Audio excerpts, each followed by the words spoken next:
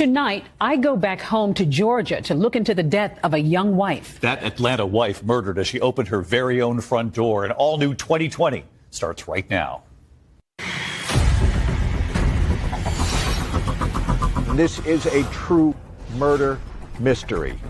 Emphasis on murder, emphasis on mystery. I felt like Lita's murder case looks like a true crime story, but it goes a lot deeper. Who would kill this woman? She wasn't robbed. Somebody came to the door with roses and shot her dead. Was there a feeling that this had to be pretty calculated? She was shot with a 9mm semi-automatic handgun. No obvious suspect. Was she at all concerned about the fact that she was in an interracial marriage and that this was a difficult time in the South? It was not a welcoming place for a black woman to live.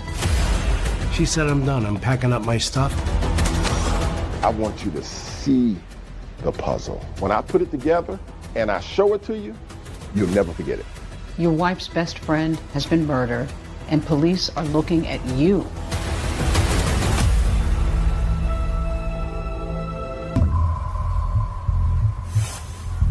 It's a chilly, drizzly winter Atlanta morning, and 35-year-old Lita McClinton is suddenly awakened. It's around 8:15 in the morning, and she heard the doorbell ring. And she tightens up her rope and goes downstairs to open the door. And I think she was probably not going to open it, but she looked through the keyhole and saw that the person had a box of flowers. There was a man standing at the door, holding a long white box of long stem roses that had a big, thick pink ribbon around it. So she receives the flowers, thinking that this is a delivery. She was really excited. She thought that it was a gift from one of her friends. In a sea of red brick townhouses, Lita's white one stands out. Her best friend Poppy and 3-year-old daughter have spent the night, and they are still in bed upstairs, just waking up. Poppy hears her say, "Good morning," to the man at the door. The flower delivery man produces a handgun. He fires a shot. She actually put the box of roses in front of her face. The second shot went right through the center of her head, and she fell with a large thud. Lita's friend Poppy was upstairs with her toddler. And right away, she grabbed her daughter and hid her into a closet and said, "You gotta be quiet, quiet as a mouse." She didn't know if the gunman was gonna come for her. Lita's neighbor hears the shots, then sees the guy running like a bat out of hell, just booking it out of the complex, and he calls 911. The first police officer is only a few blocks away, and he gets the call, and so that police officer ends up holding Lita's hand. They thought Lita was completely unconscious, and yet she managed to squeeze his hand as he kept comforting her and telling her everything was going to be okay. And he said it was her comforting him. Poppy got out of the closet and called Lita's mother, and she couldn't get words out, and she finally just said, "Lita's been shot." Lita's mother called her husband. When they went to the hospital, they were put in a separate little waiting room. The doctor tended to Lita. He came out about 30 minutes later and said, "I'm sorry."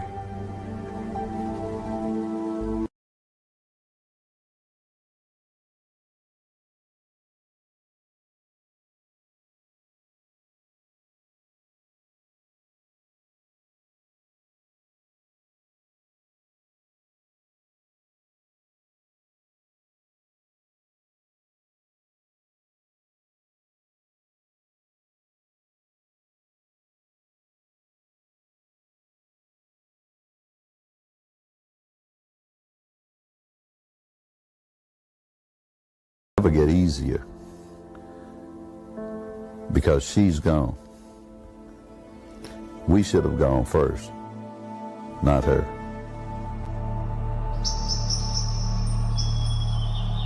Atlanta's exclusive Buckhead neighborhood is known for its sprawling mansions, not murder. So when the shooting happened right here, neighbors were shocked and on edge. Sullivan was found in the doorway of her townhouse, shot twice in the head. It's pretty surprising that in this area, those kinds of things probably wouldn't happen. How did you learn that Lita had been killed? I ran to the TV because I heard Sullivan on Slayton Drive. Police say a box of roses was found near her body. The gunman apparently posed as a delivery man. And I said, oh my God, that's Lita. Detectives on the scene found a bullet fragment, 2 shell casings, and the box of roses. 2 gunshots from a 9mm penetrated the box. The weapon was never found. To this day, it's never been found. In this case, you had just a minor amount of evidence. At the time, it was the top story on the news, and law enforcement officers felt a great deal of pressure in order to bring Lita's killer to justice. For years, Lita's case was cold, buried underneath the weight of unanswered questions and fading memories. I'm Deb Miller Landau, and I just wrote a book called A Devil Went Down to Georgia about the murder of Lita McClinton Sullivan. I covered this story for Atlanta Magazine back in 2004, and the more people I talked to, the more that I researched, the more I felt like I began to know Lita. So talking about the day that she died feels personal. The case was also personal to Clint Rucker, the prosecutor. When I came to Atlanta to meet up with him, I learned that one of his passions is puzzles, working from the outside in, which also translates to solving homicides. Where do you begin? How do you start to connect? When I'm putting together a puzzle, not only in real life, but also a murder case, I make an assessment about what it is I'm working with. I start to identify pieces of the puzzle that are foundational. Lita's murder case looks like a true crime story, but it goes a lot deeper.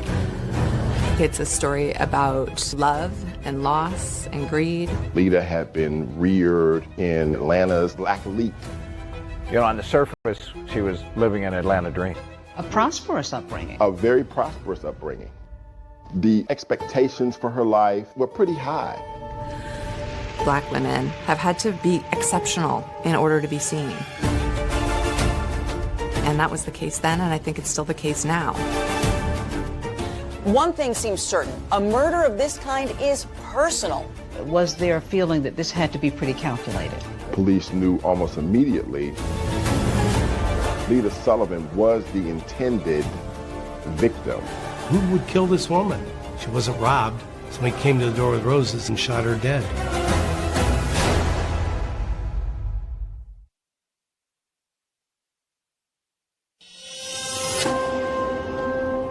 Atlanta had its fair share of crime, but this was most certainly one of the highest profile cases that got reported in the news. Sullivan was shot twice in the head. A box of roses found next to her body. Using a flower delivery man and shooting her, it was something that just kind of stuck out to me. Atlanta, Georgia, billed as a vibrant melting pot, a destination for creatives. But if you grew up in Georgia in the 1970s, as I did, you know this was a very different place then. One still emerging from the dark shadows of segregation and racial tensions. What was 1970s Atlanta like when she was sort of coming along? We've got African Americans that are kind of ascending into really prominent positions. Lita also is ascending because her parents are part of this movement. Lita's parents, Emory and Joanne McClinton, were both power players, movers and shakers in Atlanta. Emory McClinton was on the State Board of Transportation. Joanne McClinton was a member of the Georgia legislature. Joanne will tell you stories about being in really interpersonal meetings with Dr. King. She was the Maynard Jackson's campaign manager when he ran for mayor. I think the McClintons had high expectations for who Lita would become. Lita Sullivan was a true daughter of Atlanta. She was just a gem, very, very proper. And she had grown up in a world of cotillions, so she really was sort of that classic upper crust black person growing up in Atlanta. She knew where she was going. She had a great sense of style. And absolutely charming. After high school, she went on to Spelman College. Her parents sort of hoped that she would enter the political arena like they were, but she was very much into fashion. She was working at a boutique at Lenox Square, and in walks this guy who had unruly curls and weird glasses and just immediately saw Lita and was taken with her. Fresh out of college, 24-year-old Lita is smitten with James, Jim Sullivan. He's a bit older, 35, and he's also white. He showered her with gifts. He just completely showered her with attention. He comes in, he dazzles her. What did you learn about him? I learned that what he saw was a fantasy in Lita. I think he looked at her as a young, very attractive, very smart African-American female.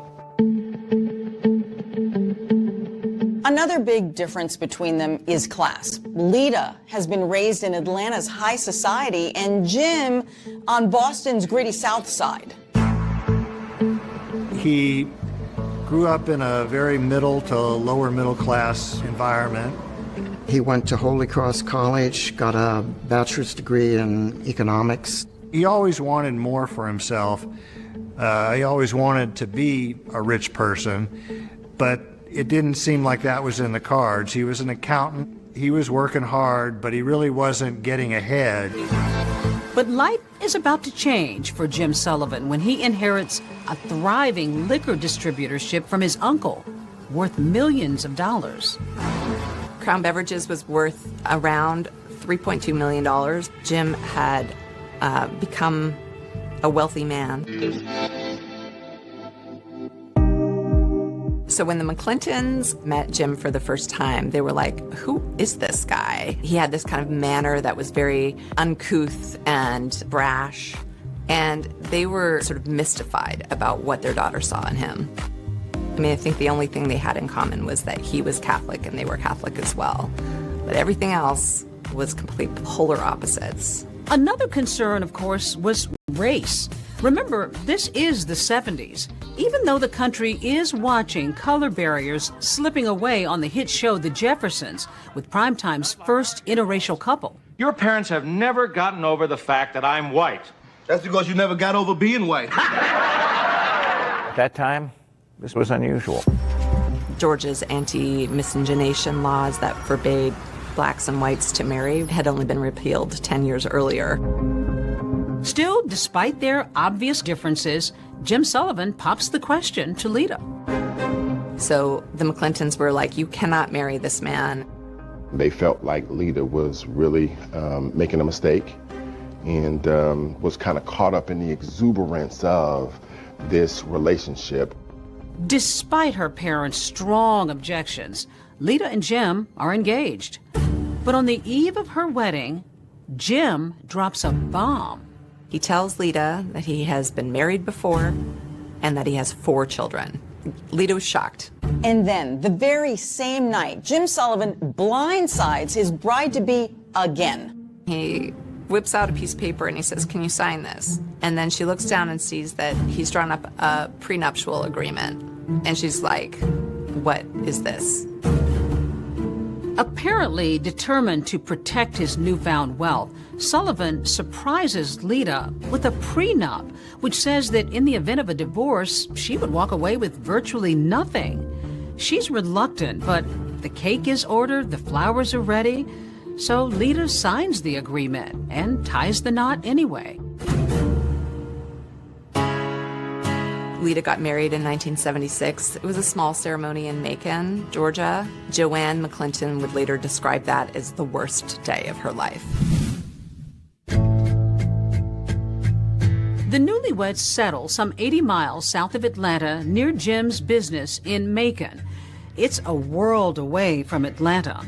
But Lita agrees to give up her current job and her income and become full-time Mrs. Jim Sullivan. They bought a house in Shirley Hills, a very affluent, very white part of Macon.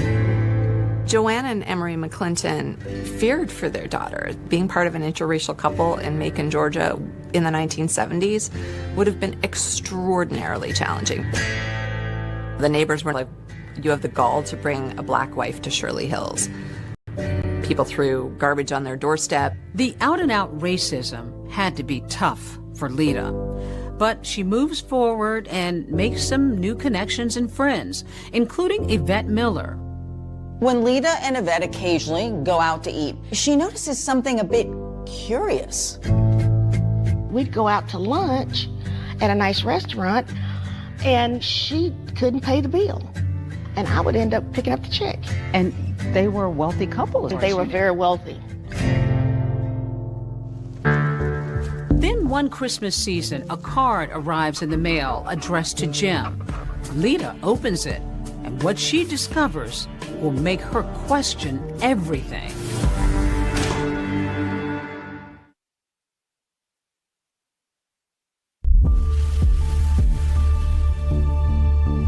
Lita and Jim Sullivan's first few months of marriage seemed to be going well. They were both intelligent, both attractive, definitely upper class, high society.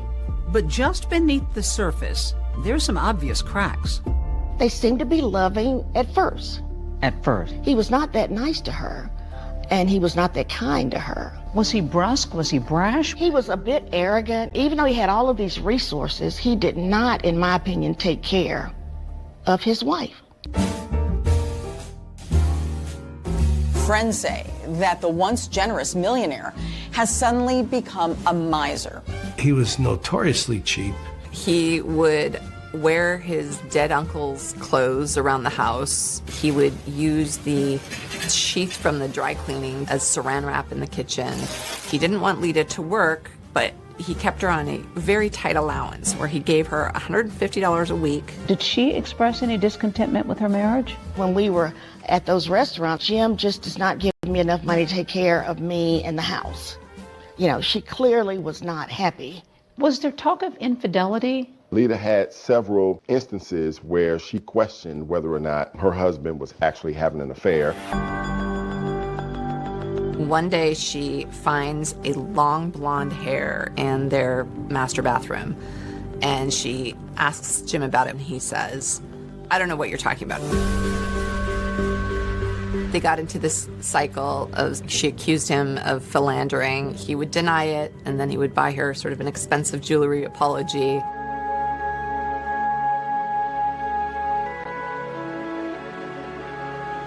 Then, during the holidays one year, Lita makes another stunning discovery. A Christmas card came addressed to Jim. She opened it. A woman wrote in something like, "Missing your kisses." The woman's return address was on the envelope, so Lita went and spoke to her. And the woman said that she had been having an affair with Jim. Lita is distraught and goes home to be with her parents in Atlanta. But her husband manages to lure her back, increasing her weekly allowance in a now post-nuptial agreement. Now it's $300 instead of $150 a week, but it still shows that all of their assets belong to Jim. That's right, the successful business, Lita's Mercedes, multiple properties, even her jewelry, still belong to her husband in the event of a divorce. But in an attempt at reconciliation, Lita signs the postnup. Just a few months after Lita signs that agreement, without Lita knowing, Sullivan decides to sell Crown Beverages for $5 million. And that's not all. He tells her they're moving to Palm Beach, Florida. Lita was in shock. She had any clue that he was going to whistle her down to Palm Beach.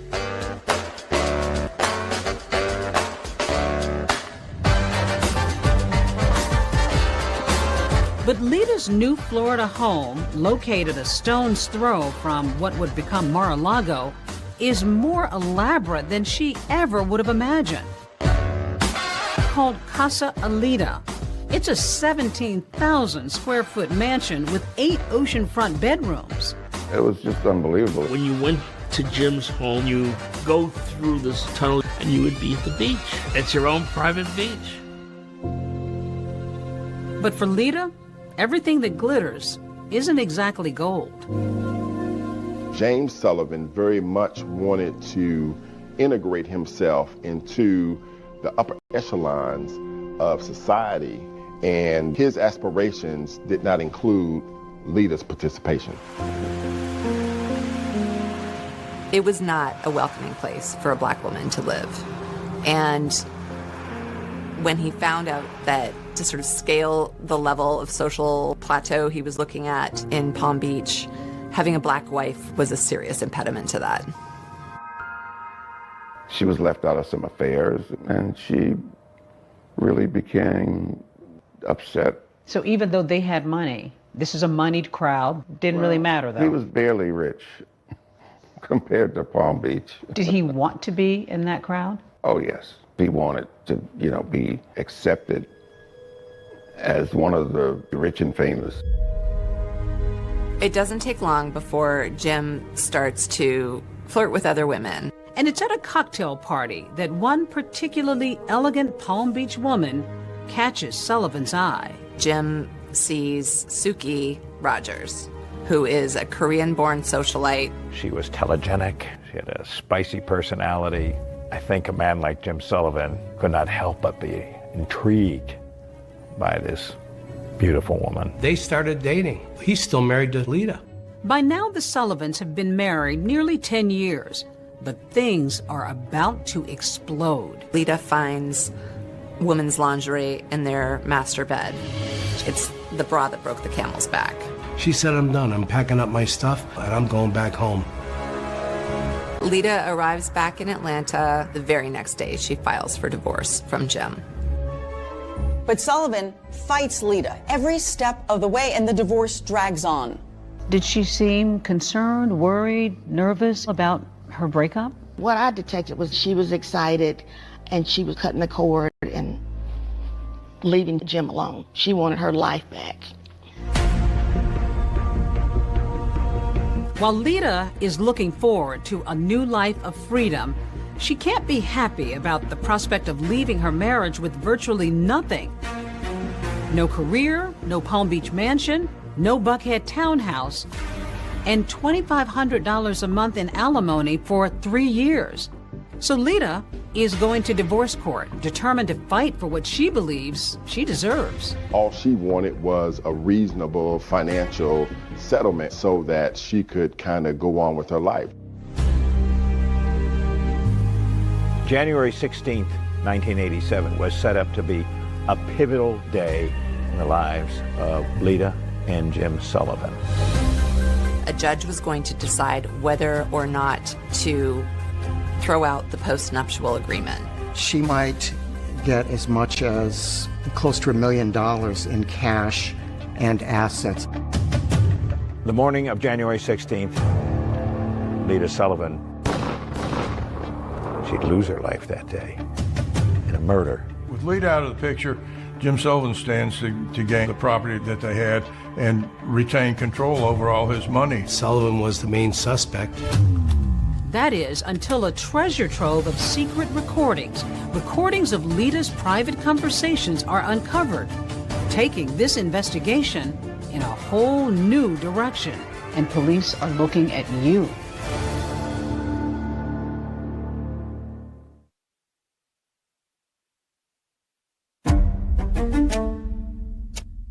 You make a big circle and you put everybody in it that's close to Lita. Everybody's a suspect.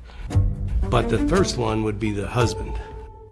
The first and obvious suspect was James Sullivan, who stood to gain everything from her death, all the property, all the monies, and who was contesting the divorce. Detectives went down to speak to him in Palm Beach, and they put him through a polygraph. Jim Sullivan not only passes the polygraph, but there's something else. He has an alibi that puts him nearly 700 miles away from the crime scene. James Sullivan was actually in Palm Beach at the time of Lita's murder. When you first look at it, it looks pretty cut and dry. When you interview all the people involved, everybody points in one direction, towards the husband. But when you sit down and look at the facts, I'm not so sure that the husband is the person that committed the crime. Nothing surfaced in the early stages of the investigation that implicated Jim Sullivan in the murder. Sullivan is cooperating with authorities, and during his interview with detectives, he mentions the name of his friend, Marvin Marable. At the time of Lita's death, Marvin and James Sullivan had a very close relationship. Remember, Marvin Marable is married to Lita's best friend, Poppy, who was in the Buckhead townhouse with her 3-year-old daughter the morning that Lita was murdered. But back before the shooting, the friendship hadn't always sat well with Marvin. When Lita moved back to Atlanta, they started, hanging out together. So she's disillusioned by her relationship. Did her failed relationship have any impact on your relationship? Well, from the standpoint of them, being together all the time and going out, yeah. Commiserating. Oh, absolutely. Certainly didn't help. And I can understand her being there for her friend, but, sometimes you can go overboard, which is what happened in our relationship. Marable, a former New York State trooper turned entrepreneur, says Lita would often spend hours at his home with Poppy. And it was during this time, he says, coincidentally or not, that his own marriage began to unravel. I found a letter where Poppy was planning to file for divorce. So she was planning to file for divorce without your knowledge? Oh, yeah. That had to be a shocker. It was. So then you decided to try something a little questionable after that. I have a background in law enforcement. I don't see it as questionable. It's your own telephone in your own house. I put a recorder on the, people call it a tap, on the phone, and I started recording conversations. In the house phone? Mm-hmm. On the house phone. He began listening to Poppy and Lita's conversations and ended up recording more than 300 hours. And during those very personal conversations between girlfriends, Marvin Marable learns that there may be some information that James Sullivan might be interested in learning that will be helpful for him in his divorce case. He tells Sullivan about the tapes and what's on them, specifically Lita's post-divorce plans. And soon enough, the two disgruntled husbands are conspiring to get the best of their soon-to-be ex-wives in divorce court. Marvin Marable travels down to Palm Beach under a false name, and the two men listen to the tapes, and Marvin says, "I'm not going to record anymore," and Jim says, no, keep recording. Was there talk of money? Yeah, he offered $30,000. Jim says to Marvin, if the judge decides to honor the postnuptial agreement, he's going to give Marvin $30,000 for the use of the information on the tapes. What kinds of things did Lita talk about that could be helpful to either one of you? There were some guys that, she would talk to, but she was legally separated. But then, just a few days after Marvin and Jim's secret meeting at Casa Elita, Poppy and Lita somehow discovered the recording device. How did they react? It wasn't nice. She filed for divorce the next day. She was angry. She was very angry. Lita was upset too, so upset that she reported Marvin to the authorities, and he was charged with possession of an eavesdropping device. So when police questioned Sullivan about who might have a motive to murder his wife, he tells them to look no further than Marvin Marable. And sure enough, only a few days after Lita's death, Marvin is being questioned by the Atlanta Police Department about Lita's murder. I go down for the interview, and the first thing they did is read me my rights. And from there on, it was just a nightmare. I was a prime suspect. You have a law enforcement background, so you knew what police So were. I knew that I was being followed. I could pick the investigators, police, could pick them out all the time. Jim had mentioned my name to them. He said, look at Marvin Marable. This was serious stuff. Oh, yeah. How worried were you? I was very worried.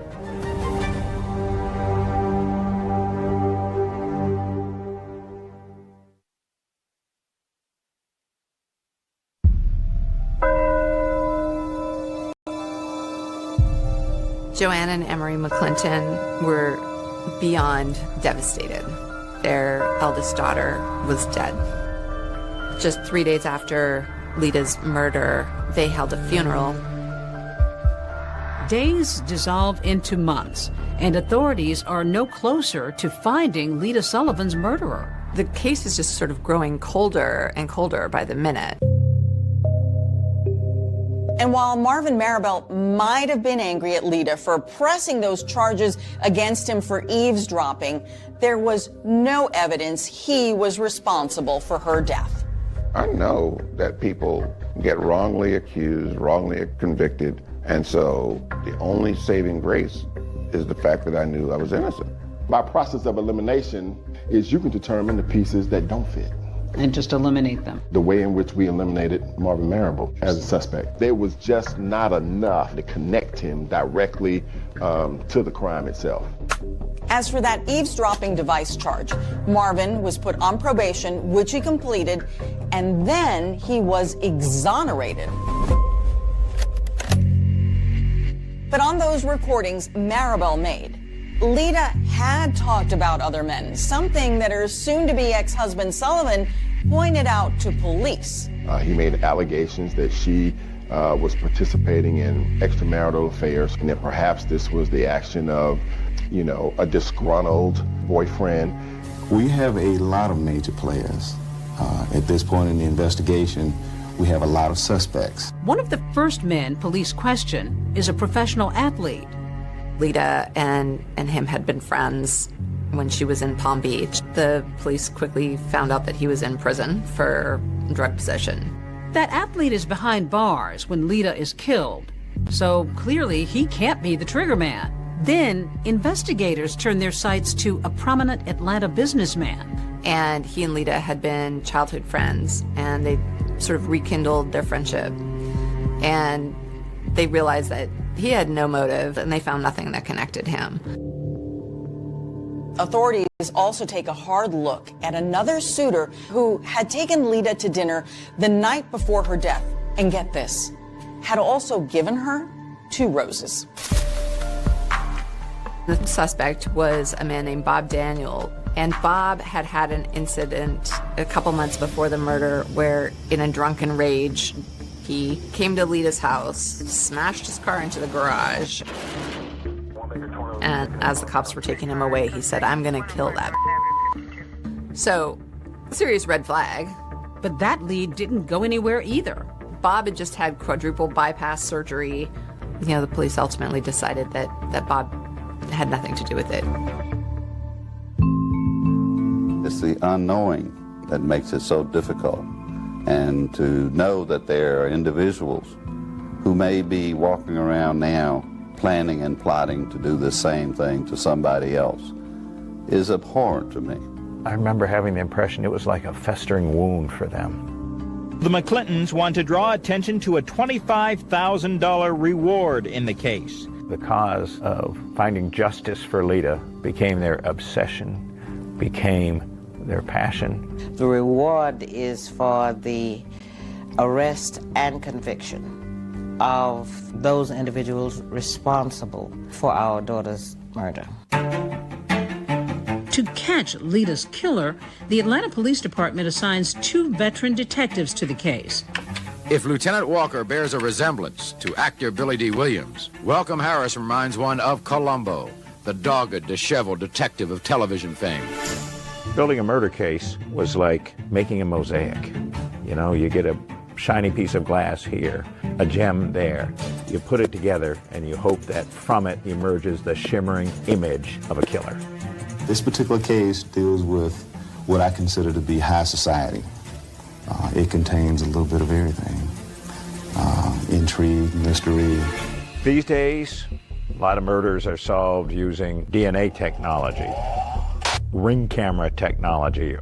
But back then, it was detective work. She was shot with a 9mm semi-automatic handgun. Most important thing found at the crime scene was the roses.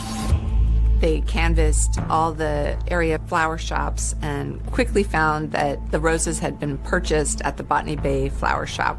They interviewed the worker in there, and he told them that this guy came in about 8 o'clock and bought these roses and paid in cash and then left. And he was in a small car. The florist gave a description of the man buying the flowers and another man who was waiting in the car. So detectives know they're looking for at least 2 men. Until yet another person is described to police. That flower delivery man who had looked Lita's neighbor right in the eye. There was a next-door neighbor of Lita's, lived over on the right side of her condo. He lived there. His name was Bob Christensen. He actually gave a description of the flower delivery man as a Caucasian, middle-aged man. They went down to the police station and worked with a police artist and got sketches.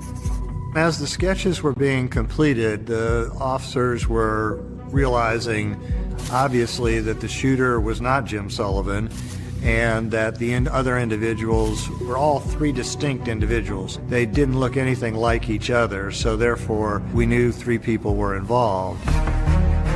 For investigators, this has all the earmarks of only one thing: murder for hire.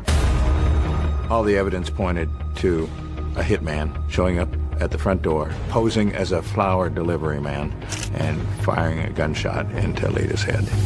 With investigators now exploring the possibility that Lita was murdered by a hired gunman, another critical piece of evidence comes to light: a mysterious phone call. And what they found was that on the same day that Lita was murdered, about an hour after the actual shooting, there was a collect phone call that was placed from a payphone right outside of Atlanta, Georgia. Was this a call from the killer? I don't know about you. I haven't had a collect call from a payphone. So as a cop, you probably go, I wonder if that's connected.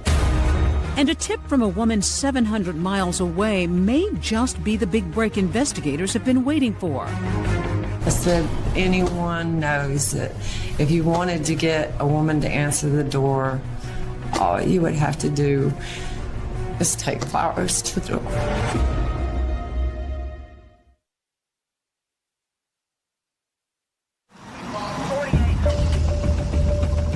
This was a huge puzzle of a case. A hitman showing up at the front door, posing as a flower delivery man, firing a gunshot into Lita's head. How did your puzzle-solving skills come into play? You figure out what fits and what doesn't fit. I want everyone listening to this to know that I am absolutely innocent. The loss of a daughter. They still don't have the murder weapon. But they do have witnesses. Do you know anybody can possibly take care of my problem for me? Because I need some help here. Anyone knows that if you wanted to get a woman to answer the door, all you would have to do is take flowers to the door. She suggested the flowers. She suggested the flowers. You actually brought in a doorbell. Why? To have that sense of what Lita Sullivan experienced right before her murder. She's about to meet her maker.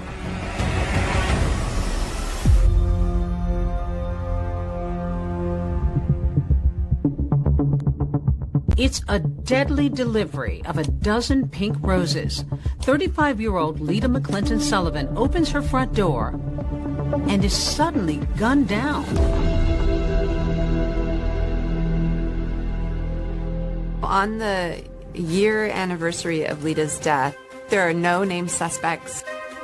They still don't have a murder weapon. They don't have a hitman. They don't have a paper trail that ties Jim or anyone else to a hit. But that's about to change when they get Jim Sullivan's phone records. On the same day that Lita was murdered, about an hour or so after the actual shooting, there was a collect phone call to James Sullivan's home in Palm Beach, Florida. It turns out to be from a rest stop in Suwanee, Georgia, maybe 30 or 40 miles from Buckhead. Using a phone call to call another state, that opens up federal jurisdiction, and in this case, that's the FBI. We believed the phone call from Suwanee Rest Stop to his home in Palm Beach, Florida, was sufficient indication that a contract hitter may have called him after doing the job. Enter Special Agent John Kingston, who takes a particular interest in that phone call and a whole slew of other calls Jim Sullivan made and received around the time of Lita's murder. I got a whole year's worth, 6 months before the murder to 6 months after the murder. Kingston notices a few calls, and one of them was to Bob Christensen, Lita's neighbor. When Kingston talks to Bob, he finds out that Jim had called Bob 3 days before the murder. Sullivan said, had he seen anything suspicious around Lita's townhouse? And Bob finds it strange. He hasn't talked to Jim in over a year. Bob Christensen shares something else with Agent Kingston. On the same day Jim Sullivan called him, 3 days before the fatal flower delivery, Lita heard a loud knock on her door at 5 or 6 in the morning. It was so early and so unnerving, she didn't answer it. So that made the call that he got from Jim even more suspicious. Kingston also finds that a call is made between Jim's house and a Howard Johnson's motel in Atlanta, just a couple of miles from Lita's house. This is really strange. One thing that he's learned about Jim is that he's not a Hojo's kind of guy. So he goes to the Howard Johnsons and asks if he can look through the records. They gave me the shoebox with all the registration cards, and I pick out 3 that I thought, well, these are awfully interesting. So I said, do you guys have the phone records? They said, yeah, sure we do. And I'm thinking, boy, these people keep really good records, and they keep them for a long time, and I'm really glad. They bring me the phone records for January 13th, and I'm flipping through them, and all of a sudden I see 305 Palm Beach, South Florida area code, and I'm pretty sure it's Jim's number. And so I check my records real quick, and I go, yep, that's his number. And then I look, and I said, oh, look, it's from 518. That's one of the 3 cards I pulled out. Well, it just so happens I have a copy of it here. And one of the things it imparts is 3 individuals checked into the room. The individual who actually registered used the name Johnny Furr, but 3 individuals is important to me because I think 3 people involved in the crime. They put their car down as a Toyota 85 with a North Carolina plate. We believe that a Toyota was the getaway car for the murder. So there's 2 coincidences already. But remember, these motel records are from January 13th. Lita was murdered 3 days later on the 16th. Special Agent Kingston is beginning to surmise that the killers may have tried and failed to get to her once before. What I believe it to be is the killers having come down 3 days before the actual murder was committed, knocking on her door, her not answering it, and them having to stop and regroup and figure out what plan B is going to be. So I am in love with this registration card and becomes the focal point of my life for the next several months. Kingston's next move is to locate this so-called Johnny Furr with the North Carolina license plate. And to my surprise, there are 150 John or Johnny Furrs in North Carolina. But to my great surprise, 115 of these 150 are in a very small circle in North Carolina, between the three cities of Albemarle, Concord, and Kannapolis. They're going to knock on every door and find this Johnny Furr. Of course, they're coming from Georgia, and anytime the FBI goes and investigates in another state, they need that state's approval. And just as they're about to get to the state border, their boss calls them and says, North Carolina's denying you entry, and they'll take it from here. And that pretty much kills my case. that kills my case.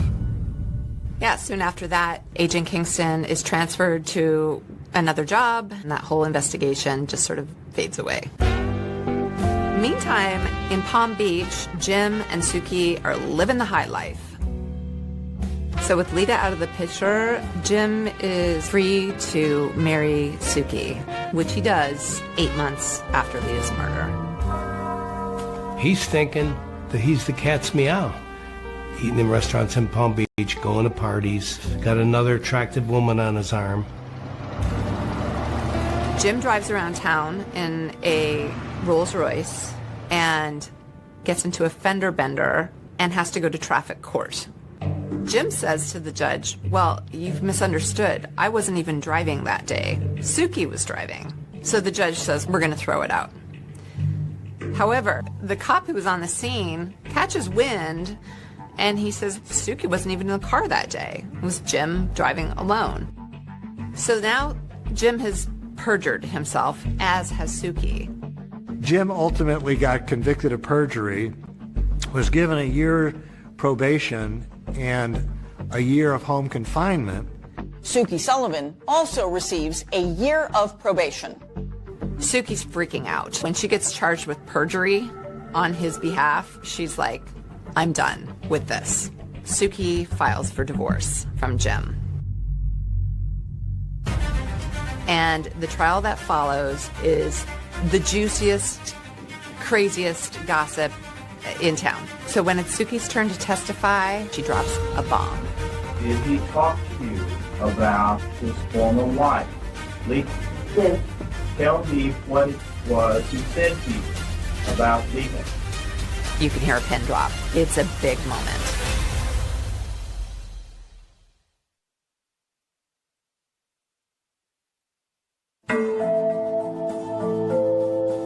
After 33 months of marriage, Suki files for divorce from Jim. Not surprisingly, it's another disputed divorce. But what might have been typical testimony about alimony takes a sudden turn in court. Tell me what it was he said to you about Lita. He hired someone to better for her. I'm sorry? He hired someone to better for her. She claimed that he confessed to her that he had Lita killed. This became a bombshell in the investigation of the murder of Lita Sullivan. Suki Sullivan's divorce testimony may be big news for the FBI, but it has zero impact on the divorce judgment, which favors her husband, Jim Sullivan, in nearly every way. His divorce was complete, but his life with turmoil was just beginning. The opulent ocean-facing Palm Beach Palace may look like something out of The Great Gatsby, but while we watched, a new chapter in a crime story was unfolding.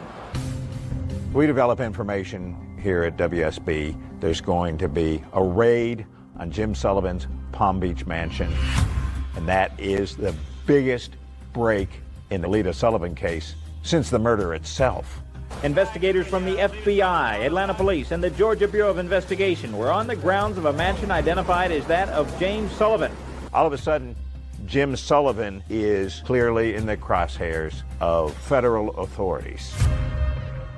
They got a tip that Jim, now a convicted felon, has guns in the house. Of course, you're not allowed to have guns if you're a convicted felon. So they put together a sweeping affidavit to get a search warrant. We did see a number of guns loaded into a car and this box carried out. When they found the guns, he was in violation of his probation, and so he went to jail for 9 months. all this time, a federal grand jury has been convening in Atlanta. They've got what they found in the mansion. They got what they found in the phone records. They've got Sookie Sullivan. They've got the neighbors. What they don't have are the identities of the hit team. There's a problem, though. We, the federal government, have a 5-year statute of limitations, which is going to be up on January 16th of 92. With 5 or 6 days to go before it expired, the U.S. attorney made a bold decision. We're going to take our best shot with what we got right now, so they indict Jim Sullivan.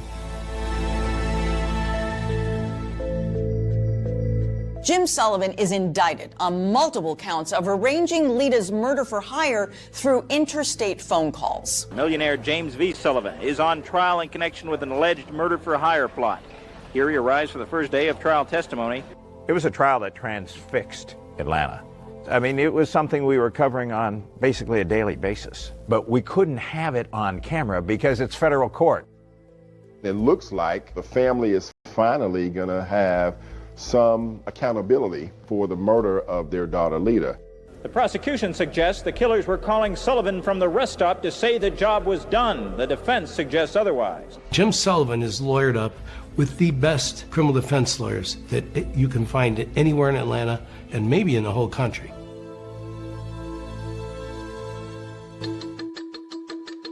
There is no evidence at this point in this case who placed that call or whether that call was placed by anyone connected with the crime. The prosecutor spent 2 weeks telling their side of the story.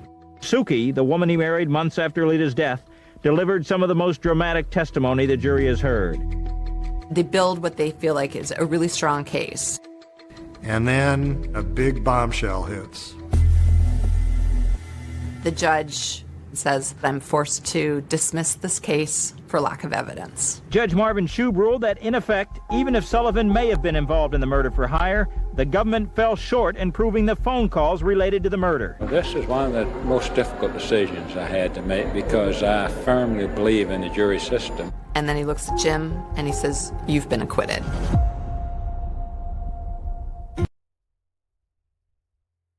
This was ultra shocking. Suddenly it's over, and Jim is a free man. I want everyone listening to this to know that I am absolutely innocent.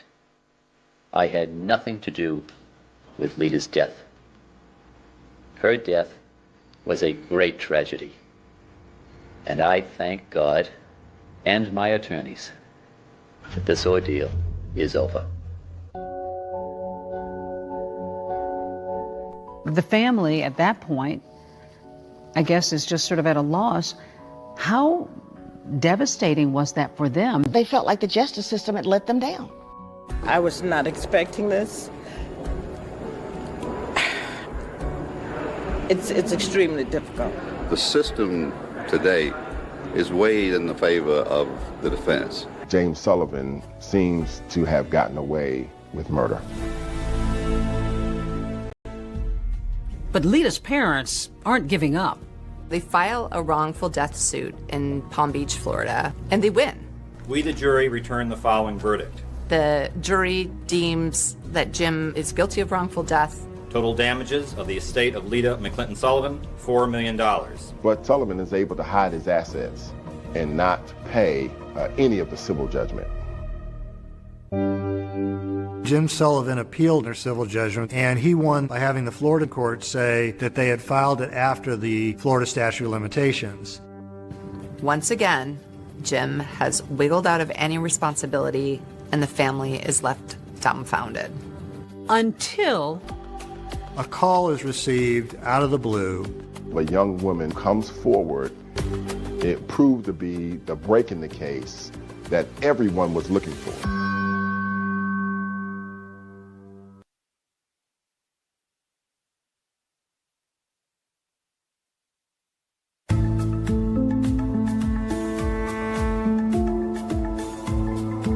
"11 years have gone by since Lita Sullivan was gunned down on her doorstep when a tip comes in from a town 700 miles away. A call is received out of the blue, and The individual calling is an attorney in Beaumont, Texas. He has a receptionist whose name is Belinda Trahan, who has told him a very unusual story about her boyfriend, Tony Harwood. Belinda and Tony lived together in Albemarle, North Carolina. And he was a long-distance truck driver for North American Van Lines. He basically drove a moving truck. Belinda tells her boss about a time that Tony came home from a long-haul trucking trip and said that a rich white man in Florida offered to pay him to, quote, take care of his black wife in Georgia. At the time, Belinda didn't believe it. She thought he must be cheating on her. Belinda thought that it was Tony just trying to get out of town and go down to Atlanta to the strip bars. Until he took her to meet this rich white guy in a diner somewhere, and he got a wad full of money. She says he sits down briefly in their booth and gives Tony Harwood the balance owed for the hit on the man's wife. Belinda Trahan tells her boss that soon after this bizarre trip, she broke up with Tony Harwood and moved to Texas. But now, 11 years later, she says that he mysteriously reached out to her again, asking her to meet him at a nearby truck stop. She's afraid that he may commit harm to her. And it's this new tip from Belinda Trahan that sends Georgia authorities to the Lone Star State, turning up the heat on an otherwise cold case. Georgia Bureau of Investigator Agent John Lang takes a detective from the Atlanta Police Department and goes down to Texas to talk to Belinda. She was with Tony when they met this mysterious man at this diner that they were meeting at. We wanted to show her a lineup of pictures in hopes that she could pick Sullivan out of it. And she takes her pink fingernail and taps right on Jim Sullivan's face and says, "This is the man." My plan of attack was to get some recordings with her and Tony. So we got her to get in touch with Tony again. She's talking to him and trying to coax information out of him, knowing John Lang is listening on her end. And Tony gives enough information that places him at the scene at the time. We had the phone calls with Tony. She picked Jim Sullivan out of the lineup, but there was still more investigation to do. We really didn't know who Tony Harwood was. John Lang knows that Tony worked at North American Van Lines. So he calls up North American Van Lines and he says, "Hey, you don't happen to have your records from 11 years ago?" And the guy says, "Yeah, there's some boxes full of files up in a musty attic. You're more than welcome to go poke around." We went up into a hot attic and opened the first box that I went through. And about the third document I looked at was Jim Sullivan. His address was on it, Palm Beach, Florida.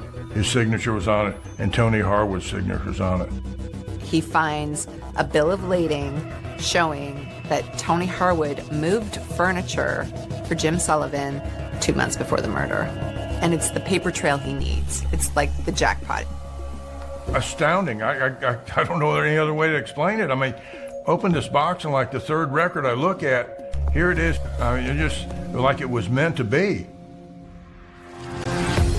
On a Sunday morning in April of 1998, John Lang and local authorities go knock on Tony's door in Albemarle, North Carolina.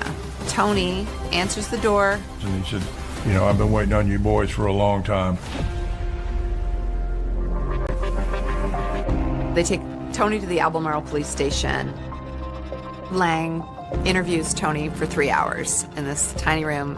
But at the end of the day, Tony admits to taking money from Jim, $25,000, to take care of Lita.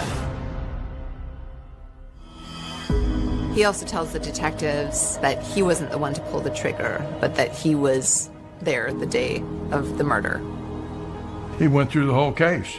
And throughout the interview, he incriminated himself even more. I mean, admitted that he was there. He knew what happened. So he was arrested for murder of Lita Sullivan. And We took him back to Atlanta that day. After Tony's arrest, things moved pretty quickly. We are here today to announce the issuance of a warrant for the arrest of James V. Sullivan. They got enough to get Sullivan. And now, boom, Sullivan hears of this and blows. He takes off. We have reason to believe that he's outside the country. He's just gone, vanished. Investigators say he could be anywhere. He is nowhere to be found.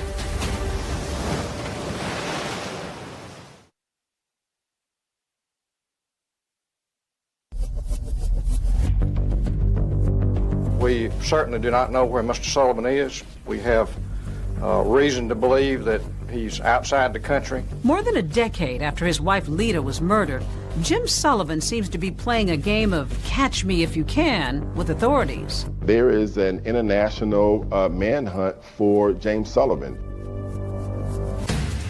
Well, Jim had moved to Costa Rica, actually bought a home there. In 1998, after an arrest warrant was issued for him, he immediately, like that night, went to Panama. If you have any information concerning James Sullivan, you should contact the nearest U.S. Embassy or consulate. We didn't know exactly where he had flown from Panama, and we didn't know exactly where he had gone. His trail goes cold. They put him on Interpol, and it was just cold. They've tapped phone lines, anybody that he might have called, and he's called no one, not even his mother. There was a few tips that came in. The tips are just dead ends. The McClintons, they're dumbfounded that this guy could, get away again. But in late 1999, with Sullivan still completely off the grid, the heartbroken Emery and Joanne McClinton do get some good news. Last week came this, a court decision reinstating a $4 million judgment against Jim Sullivan in connection with a wrongful death case brought in effect by Lita's estate. Lita's family and law enforcement officials hope that a renewed hunt for Sullivan's money will help smoke him out. Where you find Sullivan's money, you're going to find him close by. But even this goes nowhere. Fast forward to 2002. There is no sign of Jim Sullivan. We tried every effort in our arsenal to try and locate him, to put him on the FBI's wanted list, but to also put him on the top 10 list, which is very unusual. You don't get on the top 10 list very easily. Then we also featured him on America's Most Wanted. The most recent picture we have of Sullivan is at least 5 years old, so the FBI age-enhanced this photo, which may bear a closer resemblance to Sullivan's appearance today. If you recognize James Sullivan from either of these photographs, call us now at 1-800-CRIME-TV. A man sees America's Most Wanted on television and goes, I know that guy. He lives in my condo complex in Chiam, Thailand. And sure enough, he calls the authorities.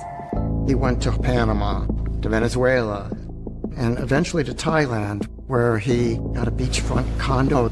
He spends his days walking on the beach, sitting by the pool, occasionally playing tennis, as though no other troubles in the world.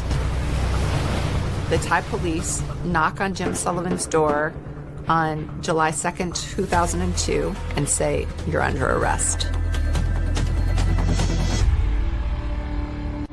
The McClintons can hardly believe it. We found out from the FBI, and that was a moment of jubilation. 15 years is a long time to concentrate on the loss of a daughter. And we had determination, and we had the will, but we also had all of these individuals behind us.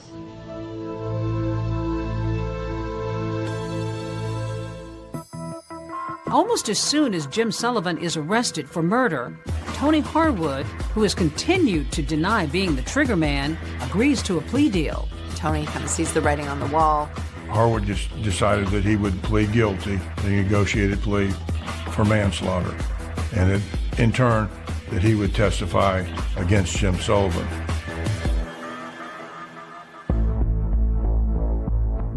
It took 2 years, but he finally was extradited back to Atlanta in 2004. He got off the plane. He was wearing a single shoe because he had such terrible gout in his foot. But he gets off and gets taken to Fulton County Jail. And there's this sort of cumulative sigh of relief. To be clear, Sullivan being tried for murder in Georgia is not double jeopardy. For one thing, it is a state case, and the previous one was a federal case, and that specifically was for arranging Lita's murder for hire over the phone. The elected district attorney appoints me along with a couple of other lawyers to prosecute the case. This was a huge puzzle of a case. Right. How did your puzzle-solving skills come into play? There's no cutting corners, and you spread the pieces out, and then you figure out what fits and what doesn't fit. And that's kind of what the prosecution of James Sullivan was like. It was putting together all these different pieces so that we could make sure that the prosecution of the case was done accurately and with integrity. What concerned you going into this trial? He was rich. He was a white male. He had escaped the federal authorities before, and he had two of the best criminal defense attorneys representing him. They are sharp, and if they can find a way out, they're going to find a way out. There will not be one shred of physical evidence that links Jim Sullivan to this crime. Jim has eluded justice so many times that there's a real palpable fear that he's going to get away with it, that he's going to elude justice again.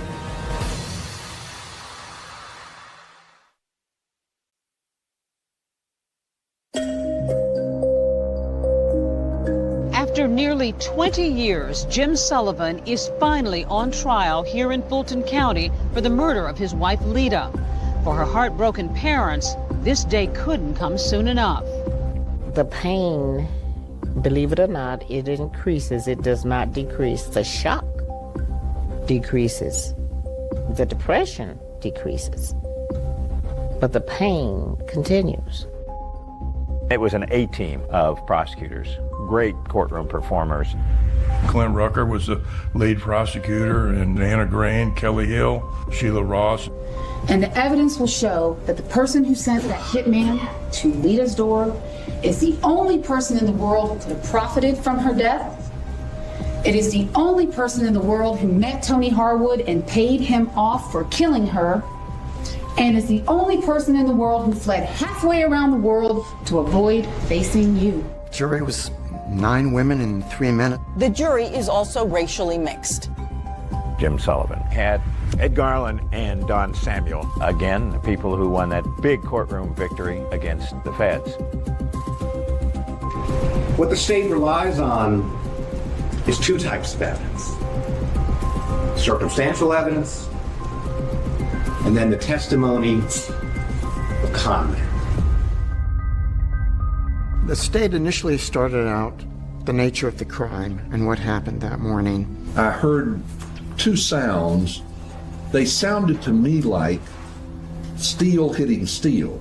I just didn't want to believe that it was a gun. And so I hesitated for a second, and then I really knew that it was a gun.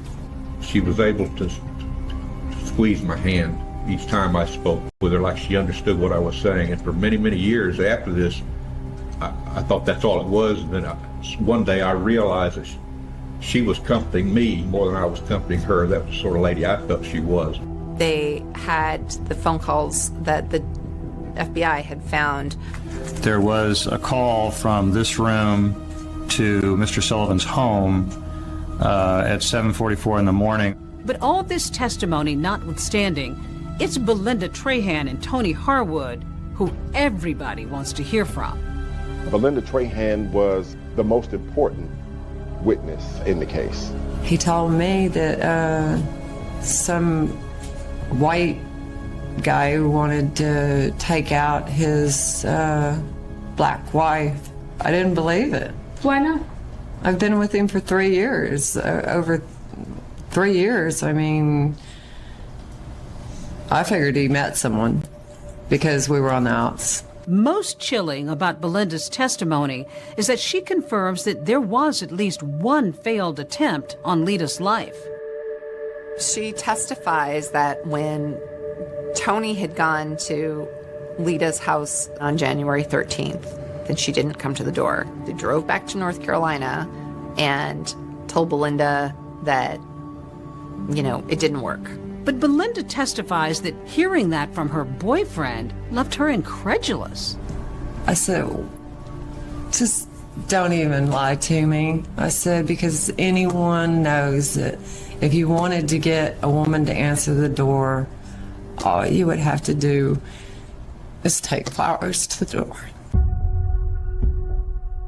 Did you in any way mean for that to be a suggestion as to how to get the job accomplished? No, not at all.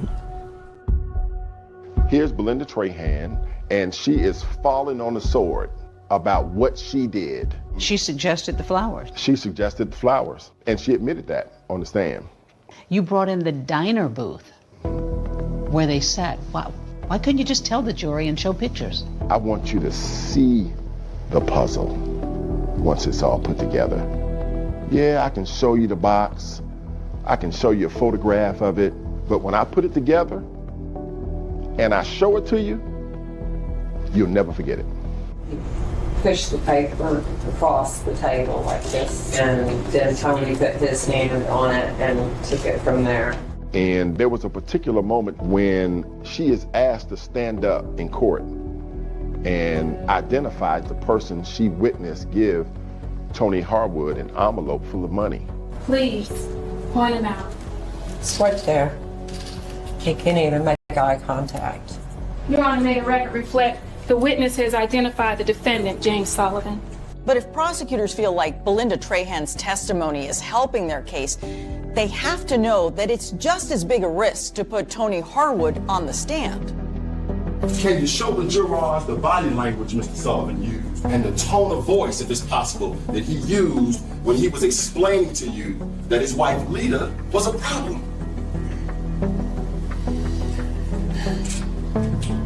You know, I've got this wife of mine up in Atlanta, and she is just trying to take everything I've got.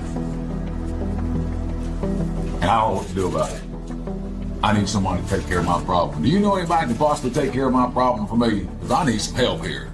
We could prove Tony Harwood and James Sullivan actually met each other. So I spent the first part of Tony Harwood's examination confirming his signature on the hotel receipt. And I put signature, Johnny Fur. The fact that he actually went to the flower shop. Who actually went inside the flower shop to purchase the flowers? I did. They had Tony Harwood saying that he was the one who made the collect call to Jim Sullivan's house. What did you say to him? I said, Merry Christmas. And he said, I understand. And that was it. What were you trying to convey to Mr. Sullivan by giving him that signal, those code words? That his problem was taken care of. The defense had their chance to cross-examine Harwood. Not a single question. The two key witnesses were, of course, Belinda Trahan and Tony Harwood. And so, in closing arguments, the defense assailed their credibility. You should reject everything that came out of his mouth. Harwood says envelope in the bathroom. She says an envelope at this booth over here. Garland presents to the jury a letter-sized envelope stuffed with bills. Harwood had said it was all cash in $20 bills. See, oops, some of it fell out. There's more. It won't fit in an envelope. The whole story just doesn't make sense. In your closing arguments, you actually brought in a doorbell. Why? What was the point? I wanted the jurors to have that sense of what Lita Sullivan experienced right before her murder. An ordinary moment. In an ordinary moment. The second reason why I did it is because James Sullivan liked to read books. And one of his favorite authors wrote a book called For Whom the Bell Tolls. I'm going to ask you through your verdict of guilty to each and every count to tell James Vincent Sullivan for whom the bell tolls. Tell him that it tolls for thee. For you. For you. And then I rang the doorbell 3 times.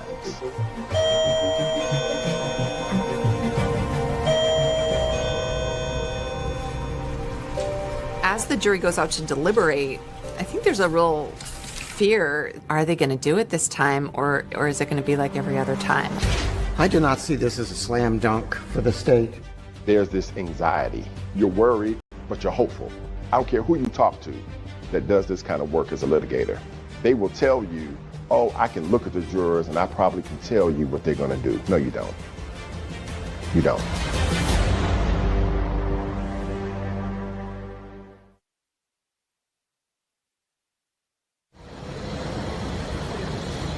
This is breaking news.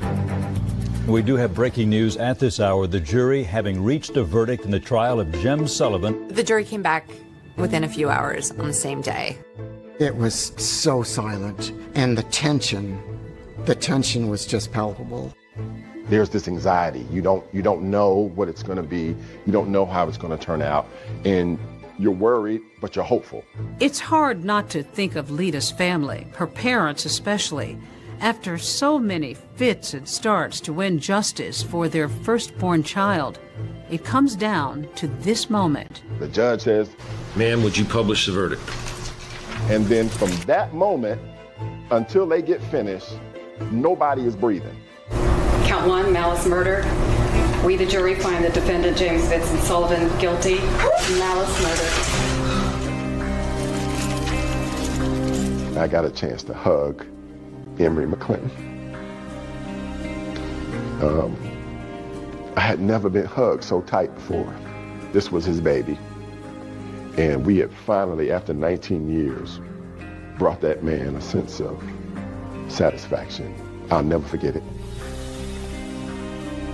The conviction of James Sullivan was the biggest puzzle that I had solved in my career.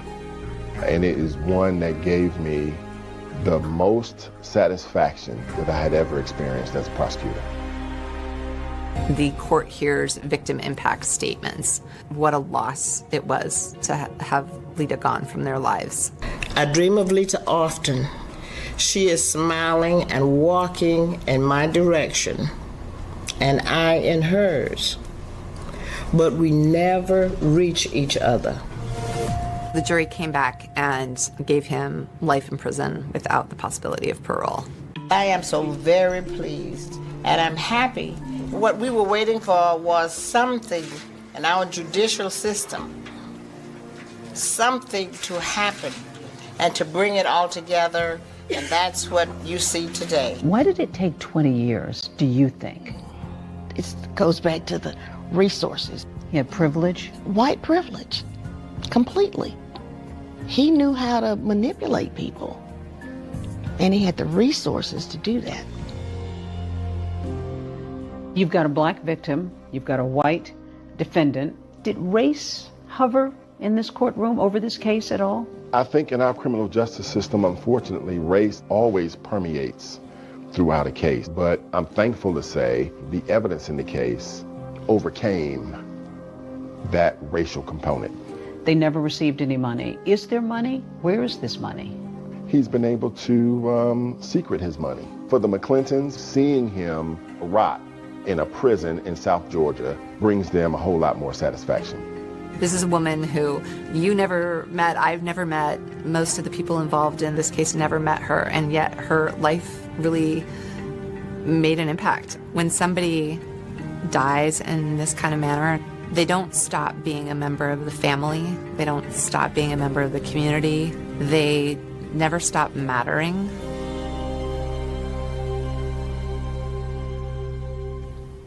David, Tony Harwood was released from prison in 2018 after serving his 20-year sentence.